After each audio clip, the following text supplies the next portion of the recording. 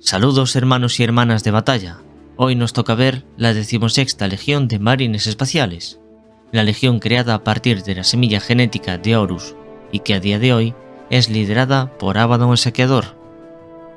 La Legión Negra es la única de las legiones traidoras que ha cambiado de nombre tras la herejía de Horus. La 16ª se conocía originalmente como los Lobos Lunares durante la Gran Cruzada. En honor a los grandes logros de Horus y después de la victoria imperial sobre los orcos durante la Cruzada de Ulanor, el emperador sugirió que esta legión pasara a llamarse los Hijos de Horus, aunque Horus no le cambió el nombre hasta que se rebeló contra el emperador. Después de la traición de Horus y la derrota final en el asedio de Terra durante la herejía de Horus, la legión fue renombrada una vez más como la Legión Negra por su nuevo señor de la guerra, Abaddon el Saqueador. El nuevo nombre fue elegido después de que los astartes de los Hijos de Horus pintaran su servoarmadura de color negro tanto por el dolor de la muerte de su primarca como por la vergüenza de no haber podido derrocar al falso emperador y tomar el control de la galaxia en nombre de los poderes ruinosos. La Legión Negra es actualmente una de las pocas legiones traidoras que se mantienen firmes en su propósito de derrocar al Imperio.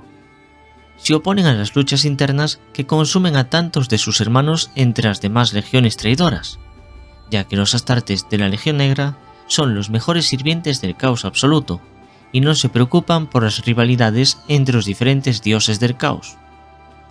Los marines del caos siempre se reúnen en gran número para cumplir la voluntad de su señor de la guerra del caos, Abaddon el Saqueador, el gran heredero de Horus. Cada vez que se llama la batalla a la Legión Negra en su totalidad, se marca el comienzo de otra de las cruzadas negras de Abaddon contra el Imperio de la Humanidad. La 16ª Legión mostró preferencia por el uso de escuadras tácticas. Los escuadrones configurados de esta manera dentro de los Lobos Lunares y más tarde de los Hijos de Horus superaron en número a todos los demás tipos de escuadrones combinándolos a lo largo de la Gran Cruzada. Horus comentó en varias ocasiones que había pocos desafíos en la guerra que no pudieran resolverse o no requirieran el uso de estas unidades. Los escuadrones tácticos constituían numéricamente al menos la mitad de esta fuerza, y la legión otorgaba en general una gran importancia al uso de los escuadrones tácticos en todos los despliegues.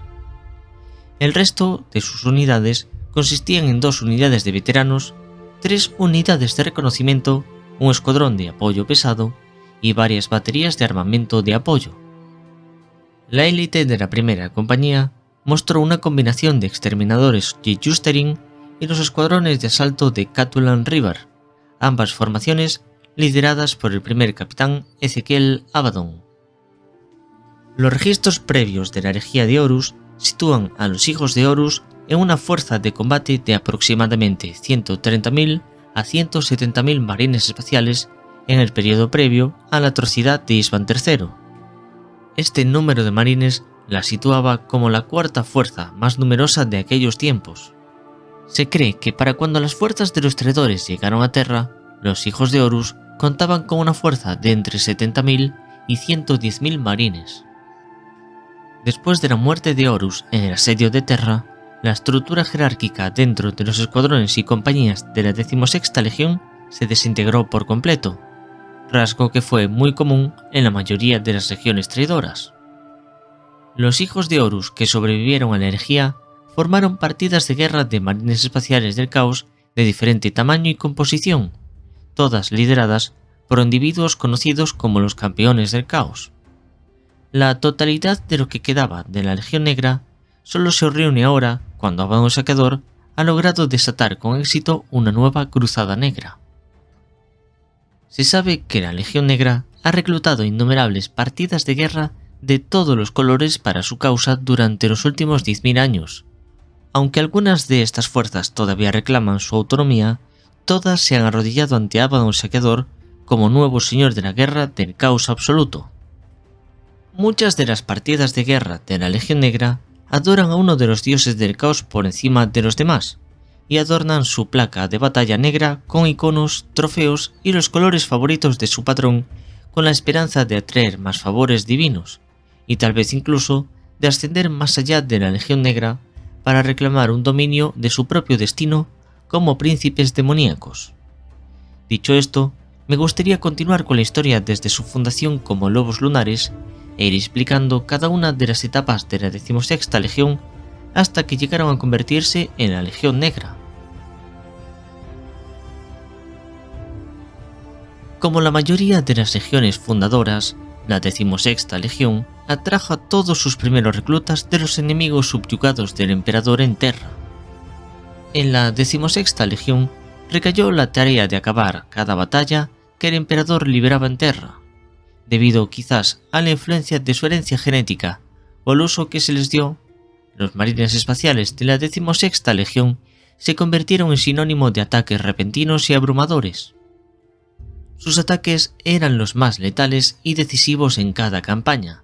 Por esa razón, sus fuerzas fueron siempre la primera amenaza mortal desatada por el Imperio, o si no, conservadas para ejecutar el último golpe mortal. La primera pacificación de Luna fue quizás la más famosa de estas primeras victorias por parte de la 16ª Legión. Los guerreros que libraron estas batallas tenían un carácter totalmente acorde con su reputación. Eran orgullosos, pocos dados al humor ni a la empatía, ni tampoco al misticismo y menos todavía al ritual de la élite militar. Estos eran una raza diferente a las fuerzas humanas que habían luchado a su lado todo el tiempo. Fue en algún momento de la pacificación de Luna que la idea de que el emperador envió a sus lobos para derrotar a sus peores enemigos echó raíces en la conciencia del recién nacido Imperio del Hombre. Desde entonces, esta legión se ganó el apodo de Lobos Lunares entre las demás fuerzas de la Gran Cruzada, un apodo que aceptaron de buena gana, convirtiendo la cabeza del lobo en su icono personal.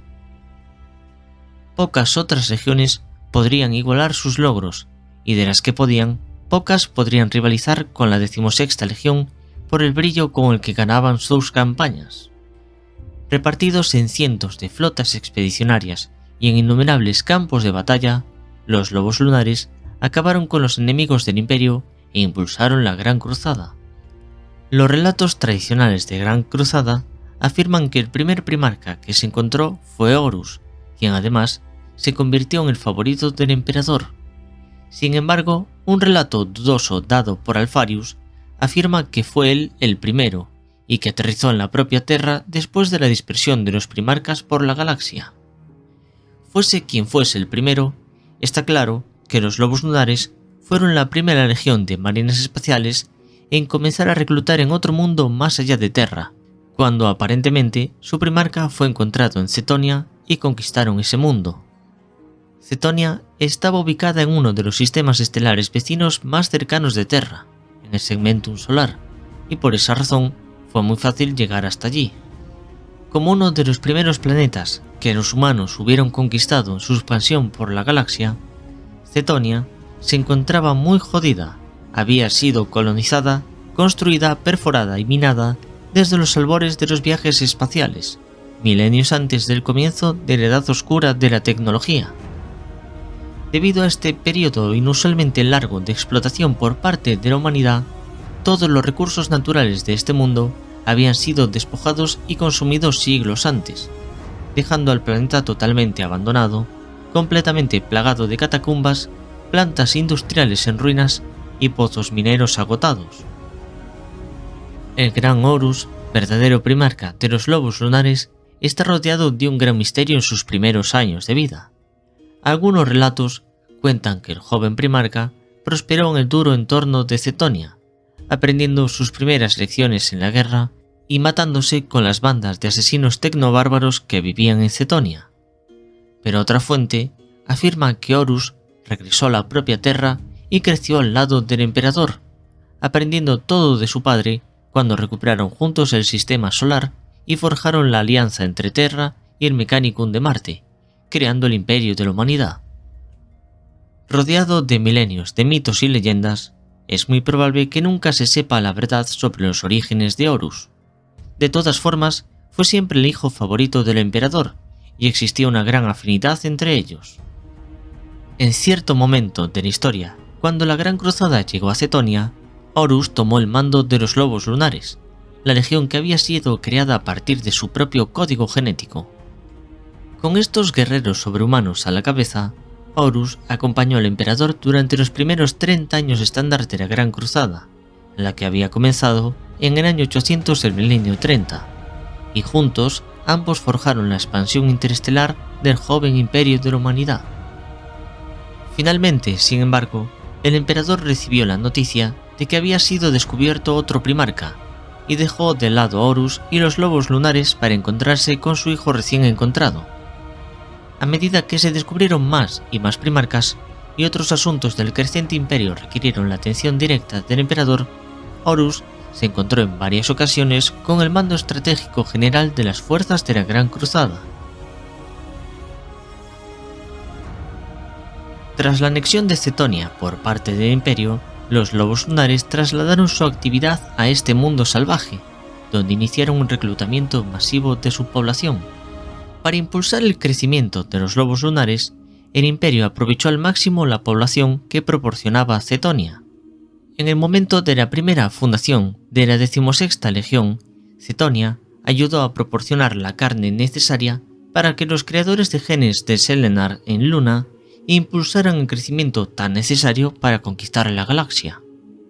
Un informe habla de los llamados escuadrones de reclutamiento imperiales que recolectaban decenas de miles de pandilleros cetonianos a los que enviaron encadenados a los genolaboratorios de Luna.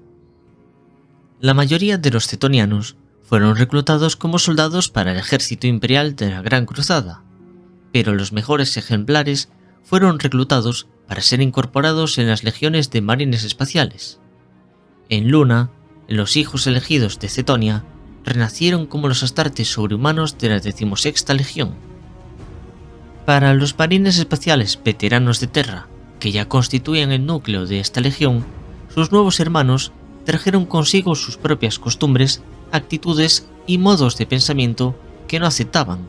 Sin embargo, a medida que los legionarios terranos caían en batalla, sus tradiciones se volvían minoritarias en favor de los crecientes números de los cetonianos.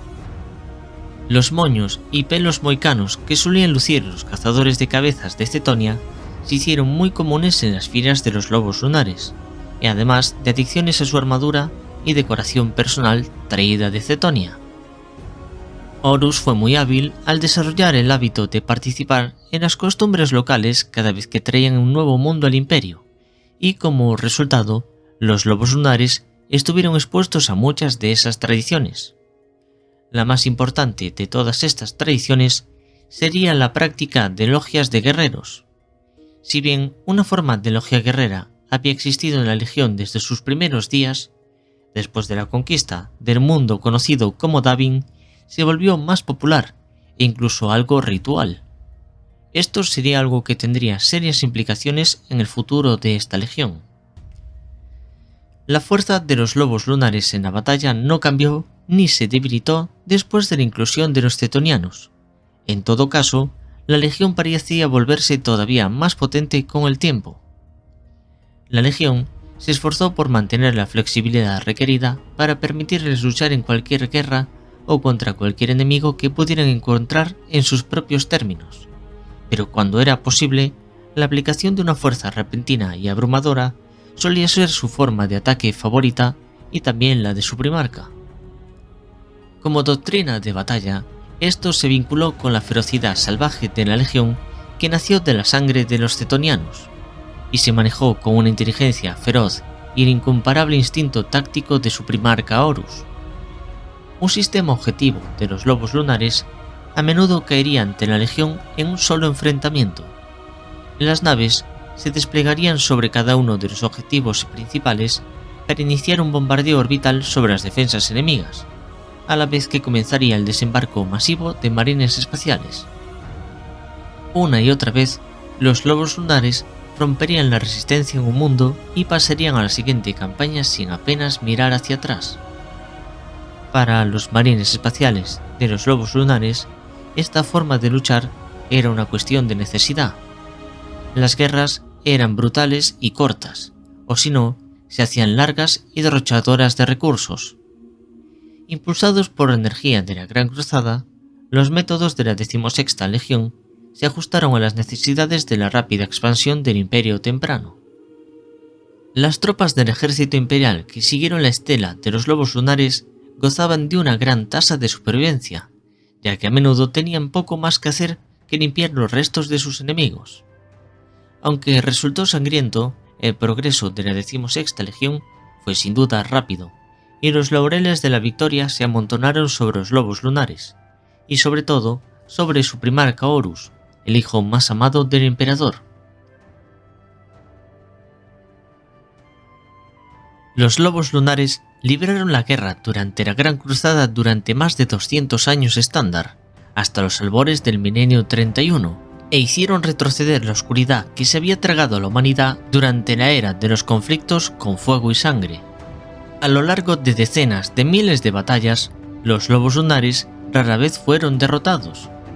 Sobresalieron en todos los modos de despliegue, ya sea como una punta de lanza de un asalto del tamaño de un cúmulo de estrellas, o como un escuadrón individual que apoyaba una gran formación del ejército imperial. Gran parte de la reputación de los lobos lunares era el reflejo de las cualidades de su primarca. El carisma de Horus y su récord inigualable de victorias, así como su conocida cercanía con el emperador, le dieron una medida de respeto sin igual entre sus hermanos primarcas. Horus demostró un talento casi sobrenatural para aprovechar al máximo las fortalezas relativas de las otras legiones a nivel estratégico. Algunos decían que Horus no tenía par como comandante y gobernante dentro del imperio, y era solo superado por el propio emperador.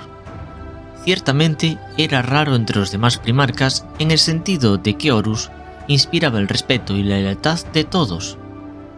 Otros comandaban legiones más grandes, tenían una visión más profunda, sobresalían más allá de Horus en ciertas artes de la guerra y el saber, pero solo Horus podía tener en su mente todos los puntos de vista e ideales de la humanidad simultáneamente.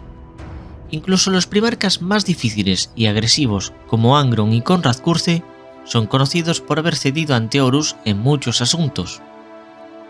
De todas formas, aunque los lobos lunares habían ganado muchas victorias en sus años de conflicto incesante, una gran campaña eclipsaría todas las demás y los convertiría en la leyenda más grande del imperio. La mayor de las victorias del naciente imperio de la humanidad durante el punto culminante de la Gran Cruzada llegó cuando los lobos lunares vencieron al imperio orco más grande jamás encontrado. La cruzada de Ulanor fue un vasto asalto imperial al imperio orco de Urlak-Urruk. El mundo capital de este imperio orco se encontraba en Ulanor, el actual mundo imperial de Armagedón. Esta cruzada incluyó el despliegue de 100.000 marines espaciales, 8 millones de tropas del ejército imperial y miles de naves imperiales de la armada. Los orcos de Ulanor representaron la mayor concentración de pieles verdes jamás encontrada por las fuerzas militares del imperio de la humanidad, eso sí, antes de que comenzara la tercera guerra por Armagedón a finales del milenio 41, ya que el Waj orco de Gazkul Mag Uruk Traka todavía fue más grande. A raíz de esta cruzada de Ulanor, a Horus se le otorgó el título recién creado de Señor de la Guerra, el comandante en jefe de todos los demás ejércitos del emperador y que poseería la autoridad de mando sobre todos los demás primarcas y cada una de las flotas expedicionarias de la Gran Cruzada. Debido a la brillantez estratégica del Señor de la Guerra, el emperador de la humanidad creó conveniente regresar a Terra para comenzar a trabajar en su vasto proyecto para abrir la telaraña de los Eldar para el uso de la humanidad. En su lugar para comandar las vastas fuerzas de la Gran Cruzada, confió en este puesto para Horus, su mayor general y su hijo favorito. Antes de regresar a Terra para supervisar la siguiente fase de la creación de su imperio estelar, el emperador sugirió a Horus que cambiara el nombre de la 16ª Legión a Hijos de Horus, en honor a su primarca, y para así demostrar su lugar preeminente entre todos los demás primarcas. Horus inicialmente declinó este honor, no deseando estar por encima de sus hermanos, por lo que su legión continuó como los lobos lunares por un tiempo más. La ausencia del emperador para crear este proyecto de la telaraña no fue bien recibida ni por Horus ni por los demás primarcas. Sus sentimientos fueron heridos por su aparente abandono de la Gran Cruzada para perseguir un proyecto secreto cuyo propósito decidió no revelar a sus hijos. Este secretismo sembró las semillas de los celos y el resentimiento que finalmente florecerían en la corrupción que dio inicio a la herejía de Horus. Como señor de la guerra, Horus asumió el mando de la Gran Cruzada y aceptó sus nuevos deberes con ferviente dedicación. Sin embargo, hubo mucha disensión entre las filas de los primarcas y las otras facciones del imperio sobre la decisión del emperador de retirarse de la campaña y regresar a Terra. Entre las decisiones que peor se tomaron los primarcas fue ver cómo la administración política del imperio quedó bajo el control de un consejo en Terra encabezado por Malcador el Sigilita.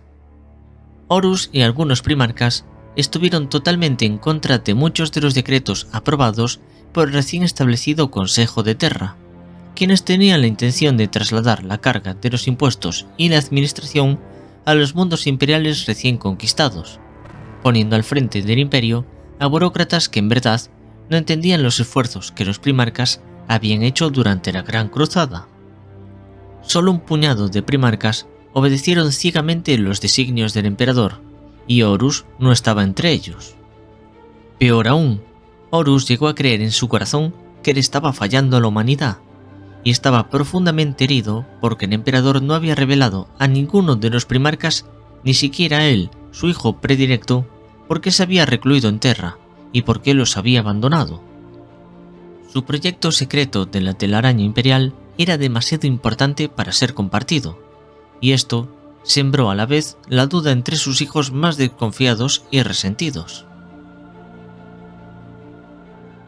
Fue en la luna del mundo de Davin donde se siguió el destino de Horus. Esta era la segunda vez que la Legión había sido enviada a este mundo. Después de la visita anterior 60 años estándar, los lobos lunares habían adoptado para sí mismos la tradición de las logias de guerreros que existían en Davin. Aunque estas logias habían comenzado como simples fraternidades de guerreros, su naturaleza secreta entregó a Lorgar, el primarca de los portadores de la palabra, y su primer capellán Erebus, la herramienta que necesitaban para manipular a Horus al servicio de los dioses del caos.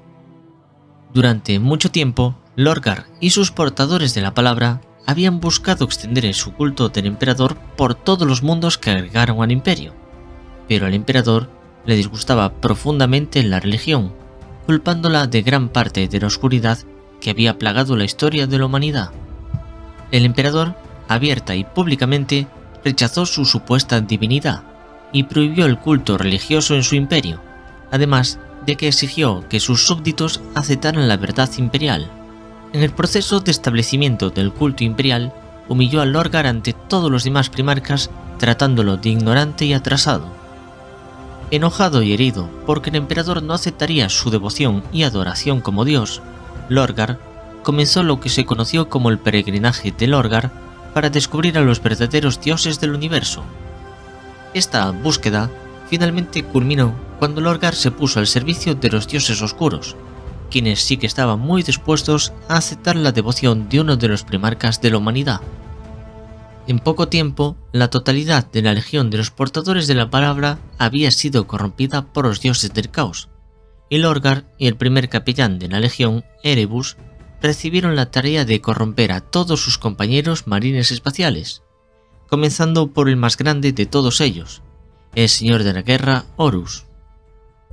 Durante una batalla con los no muertos engendrados por el caos en la luna de Davin, cuyo gobernador planetario Eugen Tenba, ex comandante del ejército imperial, había sido corrompido por las fuerzas del dios del caos Nurgle, Horus fue envenenado por una espada Xeno bendita por Nurgle, conocida como el Kinebraj de Anatame. El capellán Erebus había regalado esta arma a Eugen Tenba 60 años antes. Tenba había caído ante los poderes ruinosos debido a la influencia demoníaca del arma, transformándose en un mutante y convirtiendo en zombies de la plaga no muertos a todos sus guardias imperiales.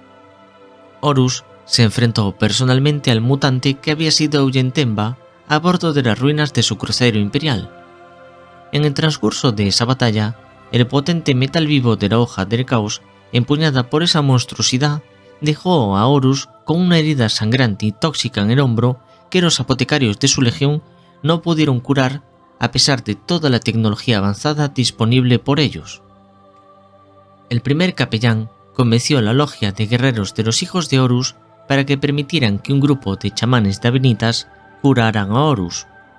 En verdad, estos chamanes eran secretamente un aquelarre de cultistas del caos, pero desesperados por salvar a su amado primarca, los hijos de Horus accedieron a las sugerencias de Erebus sin preguntar. Durante los rituales oscuros que siguieron dentro del templo de Davin, el espíritu de Horus fue enviado a la disformidad. Allí, Horus vio el futuro del Imperio del Hombre como una teocracia violenta y represiva, donde el emperador y varios de sus primarcas, pero no Horus, eran adorados como los dioses por las masas. Magnus el Rojo, sintiendo la presencia de su hermano en la disformidad, se reunió con él a través de la hechicería para evitar que Horus fuera corrompido por el caos. Magnus le explicó que la visión era solo uno entre los muchos futuros posibles, por lo que se podría evitar tomando las decisiones correctas. Sin embargo, Horus, quien ya estaba celoso y resentido con el emperador, se mostró demasiado receptivo a la falsa visión de los poderes ruinosos. El pacto de los dioses del caos con Horus fue muy simple: danos al emperador y te daremos la galaxia entera. Impulsado por sus celos, el deseo de poder y la ira por lo que vio como el abandono de su padre, Horus aceptó la oferta de los poderes ruinosos. Los dioses del caos sanaron su grave herida y lo llenaron con los poderes de la disformidad. Horus nunca sospechó que los dioses del caos querían esclavizarlo a él y a toda la humanidad, ya que los dioses del caos le habían contado que ellos solamente buscaban librarse del emperador, ya que el emperador era su mayor enemigo, y el emperador estaba en Terra buscando la forma de eliminarlos, por lo que a Horus le pareció algo muy comprensivo, ya que no sabía qué estaba haciendo el emperador en Terra, así que se fió de los dioses del caos erróneamente. Renunciando a su juramento al emperador, Horus condujo a su legión, al fin rebautizada como hijos de Horus, a adorar a los dioses del caos. Luego buscó convertir a muchos de sus hermanos primarcas al servicio del caos, y lo logró con Angron de los Devoradores de Mundos, Fulgrim de los hijos del emperador y Mortarion de la Guardia de la Muerte, quienes fueron los primeros de muchos en seguirle en su caída al caos, junto con muchos regimientos del ejército imperial y varias legiones titánicas del Adeptus Mechanicus. Cuando Magnus el Rojo se enteró de la traición de Horus al Imperio y también de su decisión de dar su lealtad a los poderes ruinosos, usó sus propias habilidades psíquicas para enviar un mensaje al Palacio Imperial en Terra, contactando directamente al emperador de mente a mente. Aunque, por desgracia, este acto rompió las defensas psíquicas del Palacio Imperial y mató a miles de personas cuyas mentes no pudieron manejar la potente llamada psíquica de Magnus. El emperador se negó a creer que su hijo favorito Horus alguna vez traicionaría su confianza, por lo que asumió que era Magnus quien había sido corrompido por los dioses del caos, ya que una vez más estaba usando los poderes hechiceros que habían sido prohibidos por el Consejo de Nicaea. El emperador ordenó al primarca Leman Russ, el mayor rival de Magnus, que movilizara a los lobos espaciales y las hermanas del silencio para atrapar a Magnus y traerlo de vuelta a Terra, donde sería juzgado. Mientras Leman Russ se dirigía al planeta natal de los Mil Hijos, Horus engañó a Russ para lanzar un ataque completo contra Próspero, falsificando sutilmente las órdenes del emperador para que el rey lobo actuase sin ninguna duda. Horus era un maestro diplomático y muy manipulador, y sabía exactamente qué botones psicológicos debía presionar en algunos de sus hermanos para que aceptaran su idea de rebelión contra el emperador.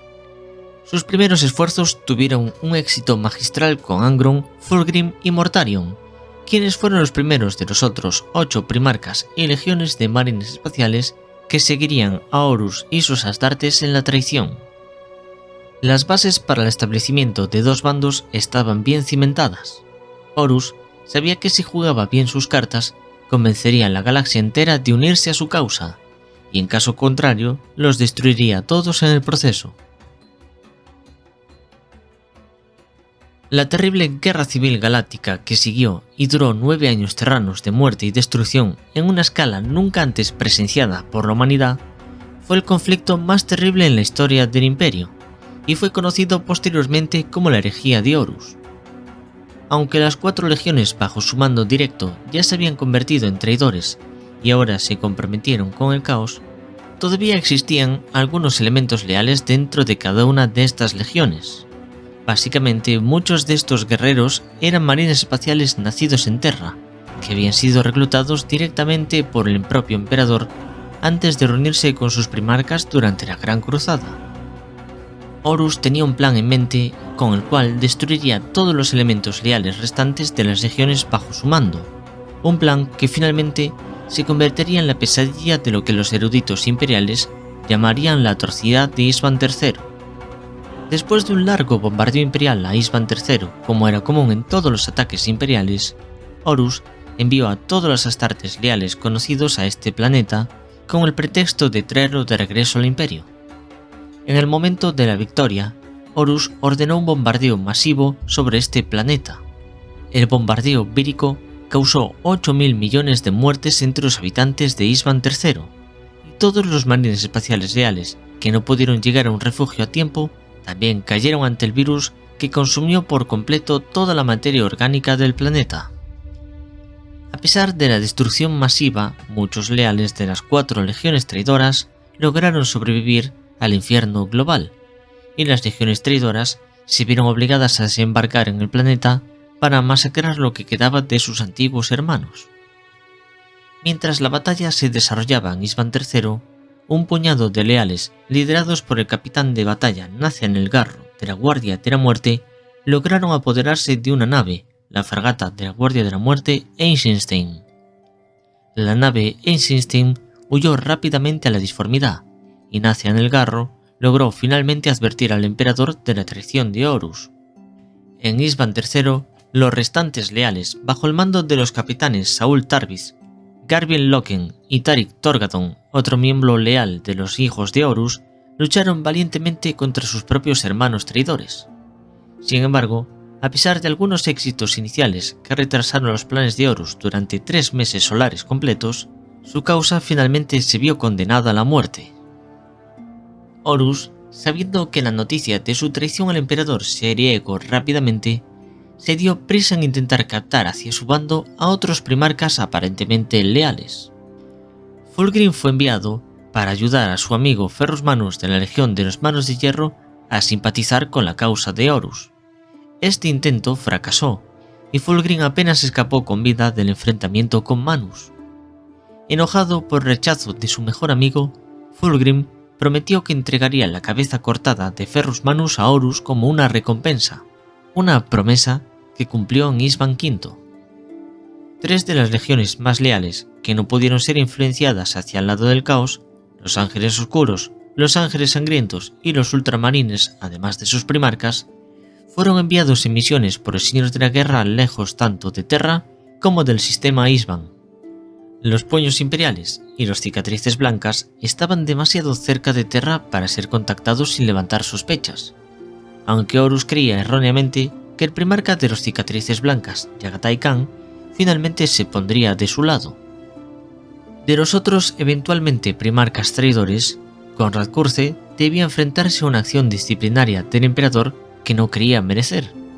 Alfarius siempre había estado más cerca de su hermano Horus que de su padre, el emperador, aunque también hay registros que indican otros motivos para esa traición. Y a su vez, Perturabo, quien se sentía desplazado porque nunca había recibido el mérito que creía digno por sus victorias, fue un blanco fácil para los engaños y sutilezas de Horus. Los Melijos y Magnus, que habían sido traicionados por su propio emperador, también fueron fáciles de convencer, sobre todo ahora que Magnus se convirtió en un príncipe demonio de Tzench y solo deseaba vengarse del emperador por lo que vio como una traición, sin darse cuenta de que fue Horus quien realmente había diseñado su caída y corrupción en el caos. Las restantes legiones de marines espaciales, la Guardia del Cuervo, los Salamandras, los Manos de Hierro y los Lobos espaciales permanecieron incondicionalmente leales al emperador, aunque todos, excepto los Lobos espaciales, pagaría un precio muy alto por ello en las batallas que vendrían a continuación. Más allá de las legiones, Horus ya había persuadido a Mago Regulus del Adeptus Mechanicus a su lado con promesas de otorgarle las bases de datos de las plantillas de construcción estándar que habían recuperado durante la guerra con la tecnocracia auretiana. Esta alianza entregó el apoyo crucial tanto del Adeptus Mechanicus como de sus titanes a la legión traidora del Señor de la Guerra. En respuesta a la traición de Horus, el emperador envió a 7 legiones de marines espaciales a las bases de Horus en el mundo de Isban V para desafiar la rebelión del Señor de la Guerra antes de que pudiera expandirse. Atacarían en 2 oleadas y caerían bajo el mando supremo del primarca Ferrus Manus de los Manos de Hierro. Las legiones que comprendían la primera oleada eran los Manos de Hierro, los Salamandras y la Guardia del Cuervo. Las legiones que compondrían la segunda oleada eran la Legión Alfa, los Amos de la Noche, los Guerreros de Hierro y un gran contingente de portadores de la palabra que su primarca Lorgar había estacionado en este sistema. Sin que los leales lo supieran, los 4 capítulos destinados a la segunda oleada ya habían jurado su lealtad a Horus y habían recibido instrucciones especiales de mantener en secreto su nueva lealtad hacia el caos. El campo de batalla de Isban V fue un matadero de proporciones épicas. La depresión de Urgal quedó destruido bajo las botas y orugas de los tanques de incontables miles de guerreros astartes y en las divisiones blindadas de su legión. Los primarcas leales se podían encontrar donde la lucha era más intensa. Corax, de la Guardia del Cuervo, volando por encima de la batalla con su paquete de salto.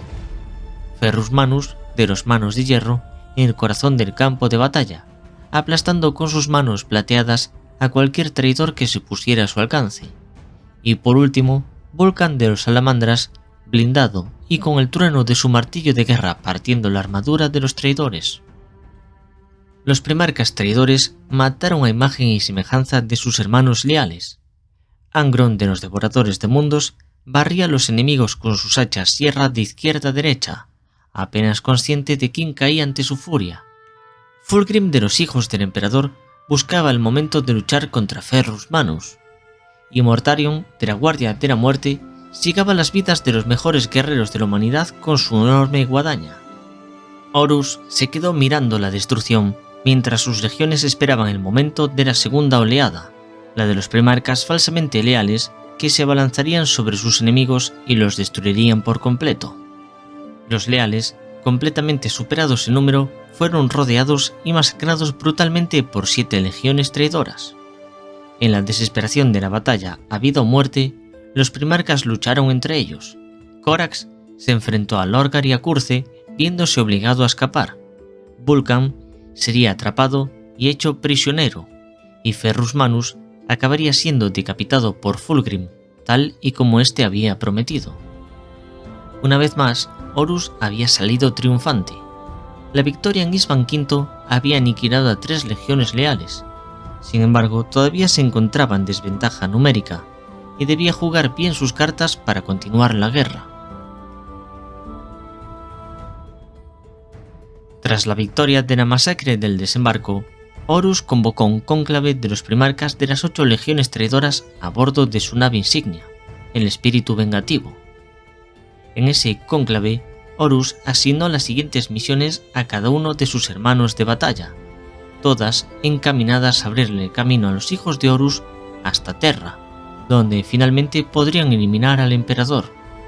La historia de cada una de las legiones la podréis encontrar en mi canal, así que en este vídeo nos centraremos directamente solo en la historia de Horus y de su legión.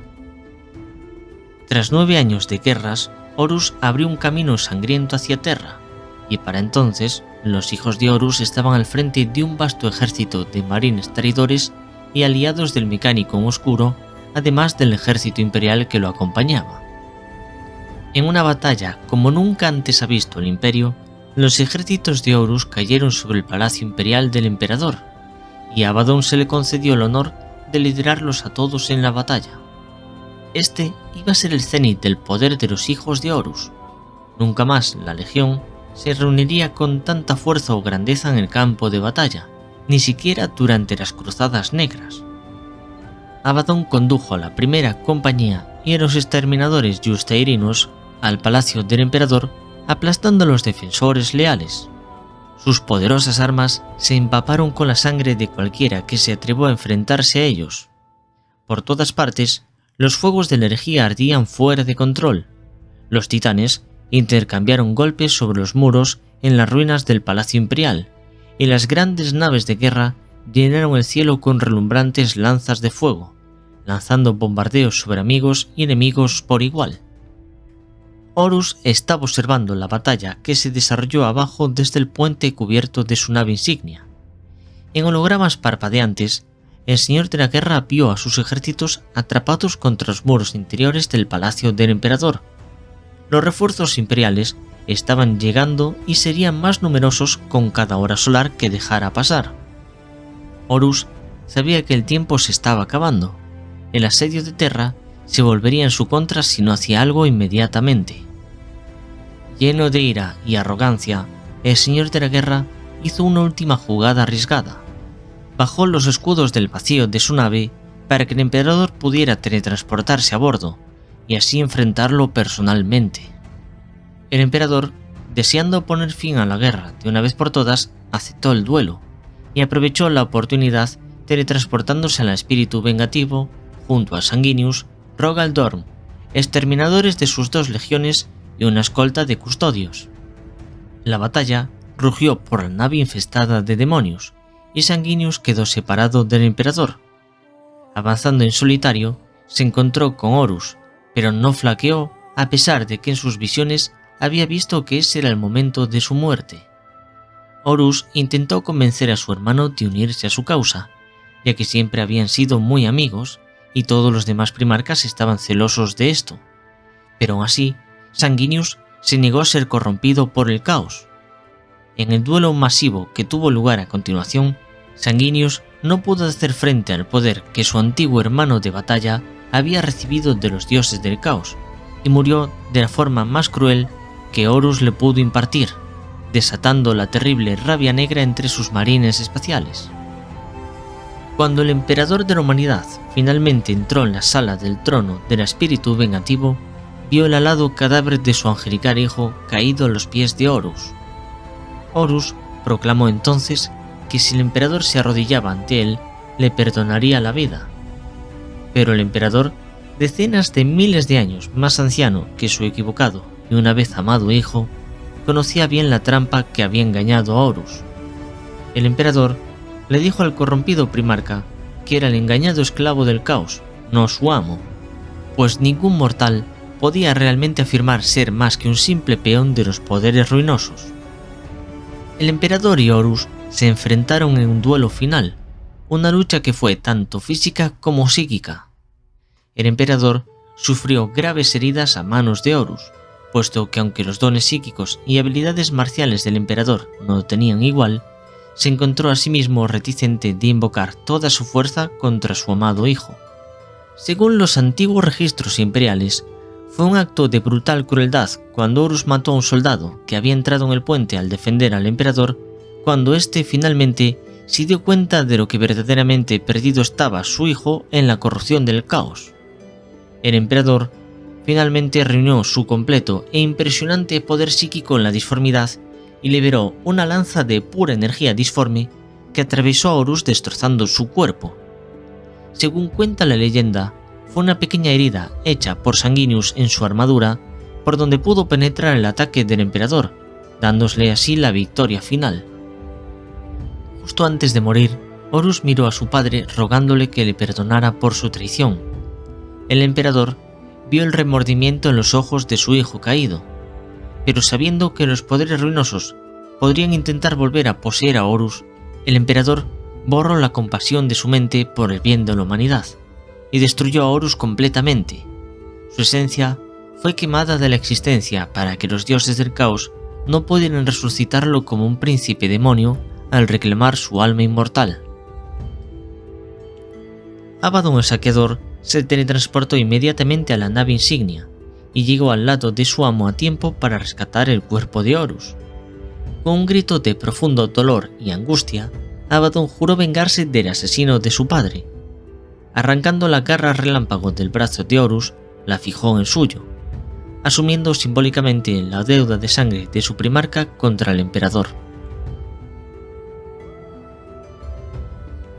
Tras los espantosos acontecimientos de energía de Horus durante el épico asedio final de Terra y la muerte del señor de la guerra Horus a bordo del espíritu vengativo, Abaddon y los restantes hijos de Horus se refugiaron, al igual que las otras legiones traidoras, en el Ojo del Terror, eligiendo sumergirse en ese torbellino de locura en lugar de enfrentarse a la extinción a manos de los vengativos guerreros del Imperio. Los hijos de Horus lograron llegar al Ojo del Terror, pero la otrora poderosa 16ª Legión quedó reducida a una fracción de su anterior fuerza. Dirigida por solo unos pocos capitanes restantes, la Legión se debatió entre la lealtad a su primarca caído y la cruda realidad de que éste les había llevado a la peor derrota jamás sufrida. Privada de su glorioso primarca, la Legión se tambaleó mientras demás legiones traidoras se enfrentaban entre sí. Los dioses oscuros subvirtieron y manipularon a sus nuevos esbirros, remodelando las legiones para sus propios fines y la guerra interminable entre los dioses del caos. Ezequiel Abaddon abandonó su legión, destrozado por la muerte de Horus y harto de la guerra, vagó solo por el Ojo del Terror. Mientras tanto, los hijos de Horus llevaron el cuerpo de su primarca, conservado en éxtasis, más adentro a las profundidades del Ojo del Terror, ignorando las guerras que se desataban a su alrededor para dedicarse solo a la adoración de su primarca. Los hijos de Horus, a diferencia de otras legiones traidoras, nunca se dejaron influenciar por los dioses del caos.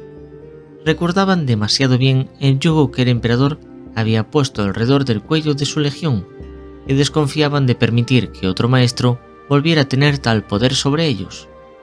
Esto les granjeó muchos enemigos en el Ojo del Terror y fueron el objetivo de incesantes ataques demoníacos y de otras legiones durante los primeros años dentro del Ojo del Terror. Cuando las guerras entre los traidores se intensificaron todavía más, los hijos del emperador se obsesionaron cada vez más con robar el cuerpo del primarca caído Horus. Según algunos, tenían el propósito de entregárselo al oscuro boticario Fabius Vilis, quien tenía la intención de clonarlo para crear un nuevo señor de la guerra y restaurar la unidad de las legiones traidoras. Con su fortaleza en ruinas y su legión diezmada por tantos ataques enemigos, los hijos de Horus estaban al borde de desvanecerse en la memoria del pasado. La salvación de los hijos de Horus llegó cuando uno de sus más grandes capitanes, Ezequiel Abaddon, regresó de su peregrinación oscura a tiempo para liderarlos en las últimas batallas. Luego, dirigió personalmente un ataque contra los hijos del emperador que destruyó el cuerpo del primarca Horus y todos sus clones, y al hacerlo, marcó el comienzo de una nueva era para la Legión XVI. Fue en ese momento cuando convenció a sus hermanos de que el fracaso de Horus los había arruinado, y juró que si le seguían en batalla, los llevaría a la victoria para derrocar al emperador cadáver. Algunos vieron a Abaddon como el legítimo sucesor de Horus, y cayeron a sus pies voluntariamente, mientras que otros simplemente reconocieron su fuerza bruta e inclinaron la cabeza ante su poder. Todos y cada uno de los hijos de Horus repintaron sus armaduras de color negro, borraron sus antiguas heráldicas y abrazaron la venganza contra el imperio de la humanidad, siendo rebautizados como la Legión Negra. Tras la fundación de la Legión Negra, se corrió la voz por el Ojo del Terror de que cualquier marín espacial que se inclinara ante el saqueador se le otorgaría un lugar en su Legión Negra y una parte en su gran plan de venganza contra el falso emperador. La leyenda de Abaddon también se estaba extendiendo, y aquellos marines traidores que solo respetaban la fuerza, la crueldad y la majestad oscura ya lo señalaban como un señor de la guerra del caos que podría gobernar a todos los demás. Muchos de los otros traidores se burlaron y ridiculizaron a Abaddon por su arrogancia. Sin embargo, la promesa de un lugar en una legión dirigida por un señor de la guerra decidido a continuar la guerra contra el imperio atrajo a un gran número de marines del caos. El nuevo señor de la guerra era un maestro de la manipulación y sabía exactamente qué combinación de miedo, codicia y vanidad influiría en las mentes de los hombres y los demonios.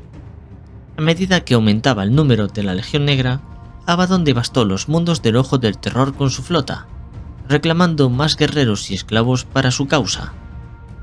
Abaddon quería que su legión estuviera activa y en guerra constante, por lo que estableció que su base de operaciones sería la flota de la Legión, y a bordo del espíritu vengativo, Abaddon lideró su guerra contra cualquier fuerza en la galaxia que se interpusiese entre ellos y su venganza. El mayor logro de la Legión Negra no fueron solamente sus brutales victorias, sino también la unidad que lograron forjar entre los traidores y sus aliados demoníacos. Bajo el mando de Abaddon el Saqueador, los ejércitos del Caos unidos obtuvieron cada vez más victorias y triunfos. Fue un momento glorioso para la 16ª Legión, ya que el derramamiento de sangre y la muerte de la Cruzada Negra borraron algunos de los recuerdos de la herejía de Horus y su gran derrota ante las puertas del Palacio Imperial. Esta primera campaña de saqueo por la galaxia sería conocida como la Primera Cruzada Negra, y la sucederían otras tantas hasta la destrucción de Cadia en el milenio 41 en la 13ª Cruzada Negra. Algunos creen que Abaddon falló sus objetivos hasta que llegó la 13ª Cruzada Negra, pero dejadme que os explique por qué no fue así, sino que en verdad fue una estrategia magistral que le tomó 10.000 años en concluir.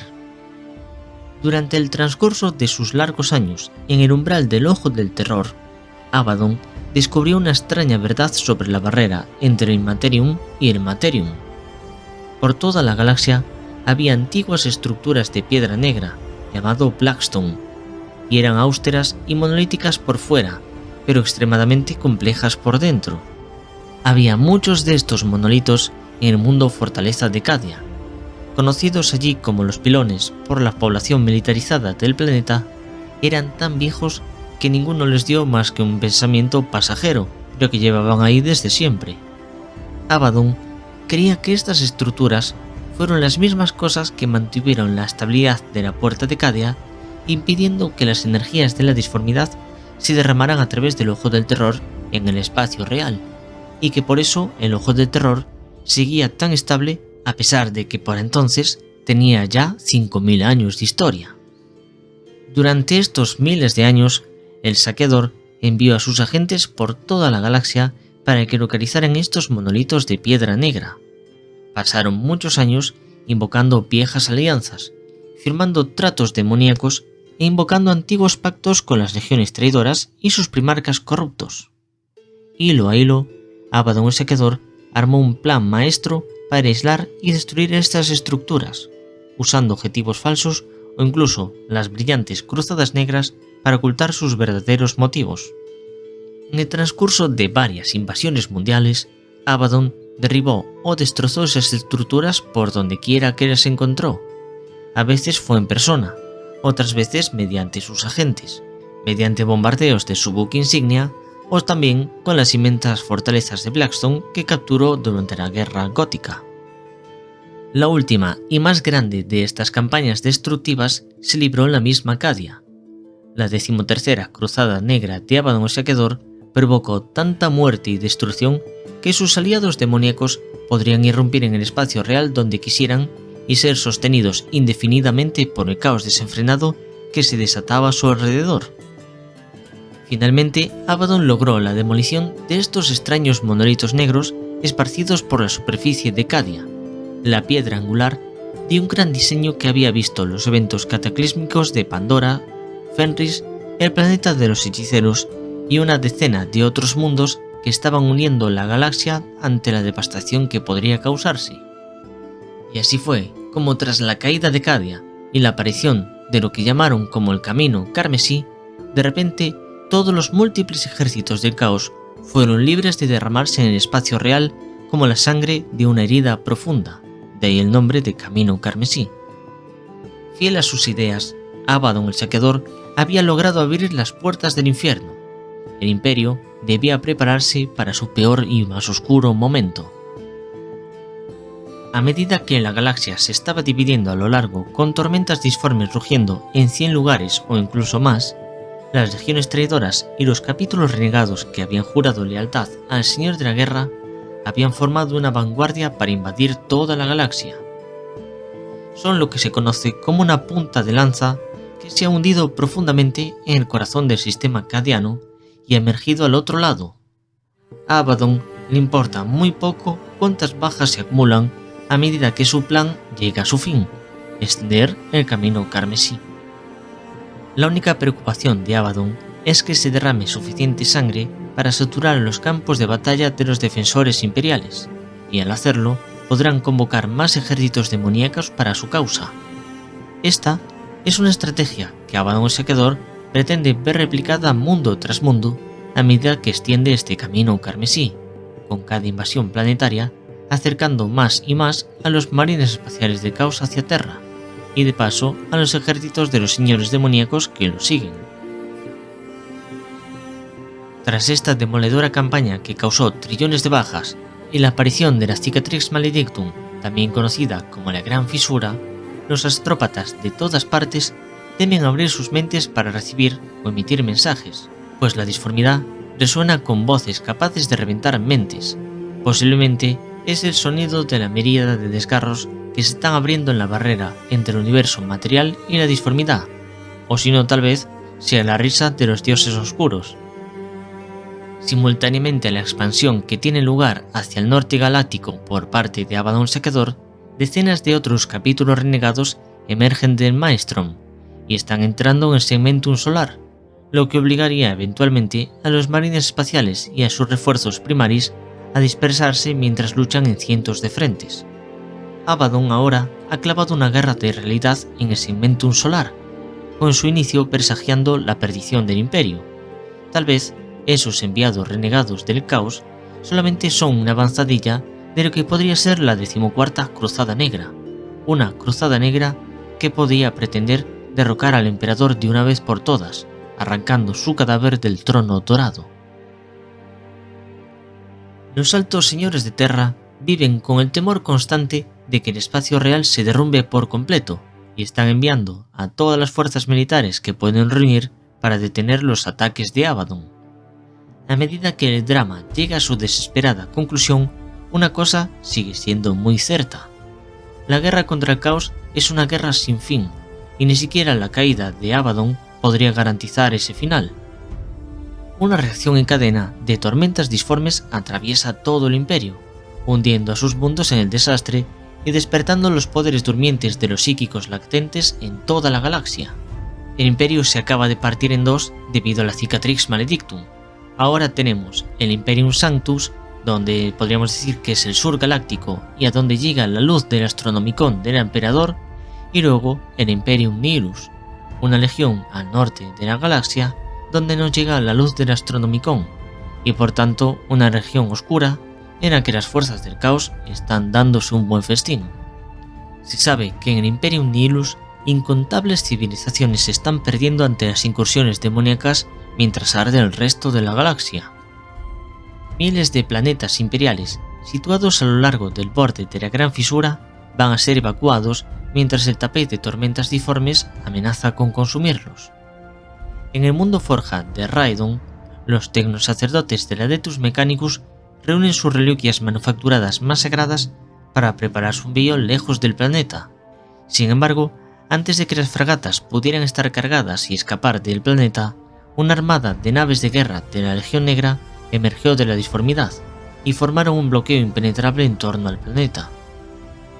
No mucho después, las hordas de tropas de choque de los marines espaciales del caos descendieron sobre este mundo forja.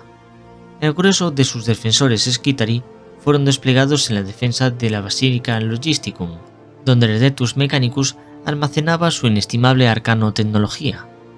Sin embargo, las fuerzas del caos ni siquiera se molestaron en asediar este complejo, sino que mediante una serie de devastadores bombardeos orbitales sobre los espaciopuertos del planeta, arrasaron con todo y luego enviaron oleadas de tropas terrestres para acabar con los pocos Skitarii que quedaban con vida. Raidon fue despojado de su capacidad de transporte y después la Legión Negra se retiró en su flota, dejando a los tecnosacerdotes y sus preciadas reliquias intactos mientras las tormentas disformes los envolvían. Por suerte para el Imperio, el avance de Abaddon Saqueador a través de las estrellas se detuvo en seco cuando se encontró con los puños imperiales en el mundo de Providence Gandor. Allí, los hijos de Dorn se desplegaron en numerosas escuadras intercesoras, creando una serie de reductos fuertemente defendidos por toda la superficie del mundo agrícola. En lugar de enfrascarse en un asedio prolongado, las fuerzas del caos se retiraron para provocar la destrucción en otros lugares y se fueron hacia el norte galáctico. Tras meses de combates en el sistema Arales, la Armada Imperial quedó prácticamente arrasada por una enorme flota de guerra formada por varias partidas de guerra de la Legión Negra. Las escasas fuerzas imperiales supervivientes se retiraron al puntal Guardia Eterna, la plataforma de amarre orbital fuertemente fortificada de Arales VII. Entretanto, en la superficie del planeta, el gobernador Malekron Indis movilizó a todas sus fuerzas de defensa planetaria y se preparó para la invasión. Cuando las fuerzas de los invasores del caos llegaron al planeta, decenas de cultos del caos emergieron de la oprimida mano de obra de Arales VII. Estos engañados fanáticos no vieron a los marines del caos como invasores, sino como salvadores que habían surgido de la gran fisura. El gobernador Indis se vio obligado a descartar a sus pocas tropas en los sangrientos combates para evitar que el planeta cayera ante los salvajes cultistas del caos, antes siquiera de que la Legión Negra hubiera aterrizado. El gobernador y los restos de su ejército se atrincheraron en la cúspide de la colmena capital de Arales VII, rezando al emperador para que la guarnición naval de la Guardia Eterna pudiera enviarles ayuda pronto. Sin embargo, sus plegarias nunca fueron escuchadas. La Legión Negra, que había capturado el puntal de Guardia Eterna unos días antes, sacaron la plataforma de su órbita y la hicieron estrellarse en la superficie del planeta, directamente sobre la capital. La explosión resultante de este impacto creó un terremoto tan grande que se sintió por todo el planeta, una demostración de poder que es otra vez la prueba definitiva de que nadie puede luchar contra la Legión Negra. Abaddon el Saqueador, después de estas campañas, resurgió a la cabeza de una enorme armada del caos que invadiría Vigilus. Su objetivo era destruir los depósitos de piedra negra de este planeta y sellar permanentemente el guantelete de Nahmun, la única ruta estable a través de la temida Cicatrix Maledictum, condenando así al Imperium Nihilus a estar aislado. Después de adquirir el arma antigua conocida como la Garra del Vacío para diezmar a gran parte de la superficie de Vigilus, la victoria de Abaddon parecía segura. Sin embargo, fue incitado por el comandante imperial Marneus Calgar a un duelo. Aunque Abaddon superó a Calgar en batalla y casi lo mata, el señor del capítulo de los ultramarines había actuado como distracción para atacar al espíritu vengativo con una nave de guerra aliada de los Eldar. Enfrentado al dilema de matar a Marneus Calgar o salvar su preciada nave insignia, Abaddon se teletransportó lejos de Vigilus y abandonó la zona de guerra cuando el espíritu vengativo hizo una transición de emergencia a la disformidad. Abaddon pudo localizar rápidamente al espíritu vengativo y lanzó una operación de abordaje para recuperar su control. Una vez a bordo de su nave, recuperó el liderazgo y planeó su próximo movimiento contra el Imperio. Actualmente, tanto el extremo norte como la parte del extremo sur del guantelete de Nahmun están sitiados por la Legión Negra, aunque el Imperio, con mucho esfuerzo, sigue controlando la mayor parte de esta región. Con la ofensiva de Abaddon, casi toda la región norte del guantelete fue conquistada por el caos. Ahora el Imperio busca erigir una red defensiva conocida como el Muro de Sanctus, para así bloquear la invasión de la Legión Negra bajo Harken Reclama Mundos. Si bien muchos mundos al norte galáctico permanecen bajo el control imperial, esencialmente están solos para capear la tormenta que se avecina. Si queréis ayudar a la Legión Negra en su misión de destruir al Imperio, os sugiero viajar lo antes posible al guantelete de Nahmun, donde Abaddon busca aislar aún más al Imperio con su invasión y a través de sus intentos de usar piedra negra para cortar las rutas imperiales a través del guantelete de Nahmun.